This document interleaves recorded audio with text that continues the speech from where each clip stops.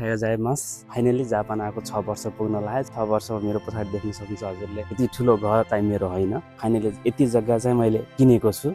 यो के को लागि हो भन्नको लागि अब यतातिर जापानिजहरूको गाडी छ। आज चाहिँ अब जापानमा गाडी किन्नुभन्दा अगाडि चाहिँ हामीले सबैभन्दा अगाडि यति जग्गा चाहिँ पार्किङको लागि, यो भएन भने हामी गाडी किन्न सक्दैनौँ। अब 2018 मा जापान आउँदाखेरि फर्स्टमा चढ्ने भनेको हामी नेपालीहरूले अब साइकल हो, साइकलबाट बिस्तारै बिस्तारै बिस्तारै स्कुटी चढ्यो होइन। स्कुटी चढिसकेपछि अब आज हामी दुईजनाको पैसा यति जम्मा गरेको छ, गाडी ल्याउन जाँदैछौँ। यति पैसामा आउँछ कि आउँदैन अब भिडियो चाहिँ लास्टसम्म हेर्नु होला।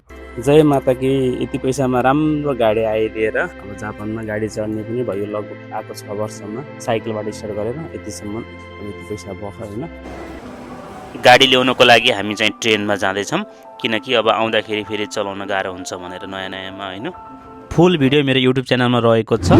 च्यानलमा नयाँ हुनुहुन्छ भने मेरो च्यानल सब्सक्राइब गर्न पनि नभुल्नु होला। Thank you so much.